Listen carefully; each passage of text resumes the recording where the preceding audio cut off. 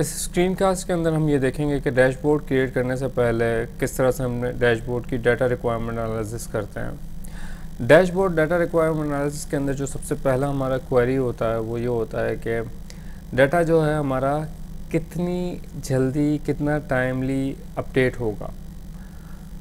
Timely updation के अंदर हमारे पास दो और पॉइंट्स आते हैं। सबसे पहला पॉइंट ये है कि अगर हम रियल टाइम पे डाटा को अपडेट करना चाह रहे हैं, फॉर एग्जांपल आपके पास ERP, CRM या दूसरे किस्म के इंफॉर्मेशन सिस्टम चल रहे हैं, तो एक तरीक़ा तो ये हो सकता है कि आप उन एग्जिस्टिंग सिस्टम से डाटा एक्सट्रैक्ट करें जो कि आपके पास रियल टाइम डाटा होगा। दूसरी बात यह है कि आपके पास कुछ चीज़ें ऐसी होती है कि जो आपके पास लाइक न्यू कस्टमर्स कितने इंडक्ट हुए, या कस्टमर ड्रॉप आउट कितने हुए, या पिछले महीने किन्होंने ट्रांजैक्शन बहुत कम की, जो कि आपके पास CRM ERP के अंदर उस तरह से रिपोर्ट्स की अवेलेबल नहीं होती है, तो you have to enter those data manually. तो आपको ये डिसाइड करना होगा कि जो डाटा होता है वो उसकी अपडेशन की फ्रीक्वेंसी आपके पास क्या होगी। जो दूसरी क्वेरी आती है डैशबोर्ड डाटा रिक्वायरमेंट एनालिसिस के हवाले से कि ये डैशबोर्ड आपके यूज़ कौन करेगा, यूज़र ऑफ द डैशबोर्ड कौन है। क्या ये आपका CEO या कोई सिंगल पर्सन है, या आपके मैनेजर हैं, या डिपार्टमेंटल हेड हैं। दूसरा, या फिर ये कोई ग्रुप हो सकता है, से फॉर इंस्टेंस सेल्स का ग्रुप हो सकता है। नंबर 3 जो ये हो सकता है कि आपके पास डिफरेंट डिपार्टमेंट्स को यूज़ करते हैं आपके डैशबोर्ड को, लाइक आपके मार्केटिंग एंड सेल्स वाले दोनों किसी एक स्पेसिफिक डैशबोर्ड को इस्तेमाल कर सकते हैं। थर्ड प्राइमरी क्वेश्चन इसके अंदर ये होता है कि ये डैशबोर्ड जो यूज़ करेंगे वो प्राइमरीली किस पर्पस के लिए इसको इस्तेमाल करेंगे। वेदर इनका पर्पस ये है कि वो अपने डिपार्टमेंट या ऑर्गेनाइजेशन का हेलीकॉप्टर व्यू लेना चाह रहे हैं या बर्ड आई व्यू लेना चाह रहे हैं। दूसरा क्या, या फिर ये की वीकनेसेस या जो आपके की एरियाज़ हैं जहाँ पर आपके की अकाउंट्स हैं उसको फोकस करना चाह रहे हैं। तो ये आपके पास थर्ड क्वेश्चन है डैशबोर्ड की डेवलपमेंट के हवाले से।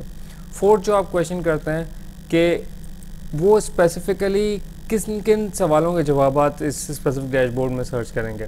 इंक्रीज डिक्रीज सेल्स के अंदर देखेंगे या हेड काउंट्स देखेंगे।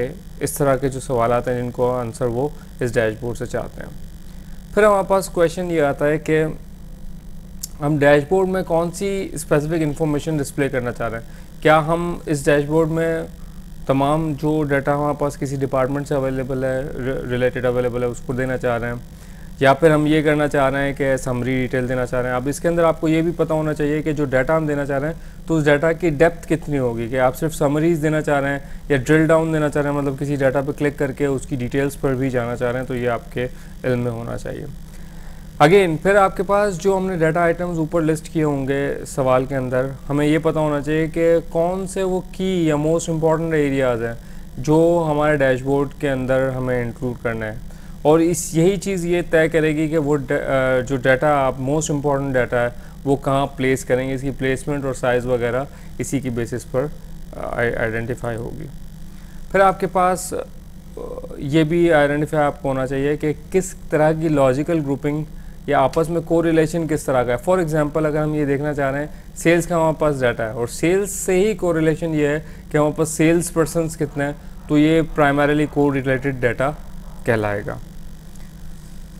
अब जैसे हमने ये बात कर ली कि कोरिलेटेड ग्रुप, इस स्पेसिफिक प्रेजेंटेशन के अंदर हमने ये देखा कि हमारे पास डैशबोर्ड जब हम क्रिएट करते हैं तो डैशबोर्ड के अंदर हमारे पास क्या क्या प्राइमरी सवालात होने चाहिए, उन जिन सवालात को करके हम अपना एक प्रॉपर डैशबोर्ड क्रिएट कर सकते हैं और उसकी डाटा की अवेलेबिलिटी को इंश्योर कर सकते हैं। Thank you so much.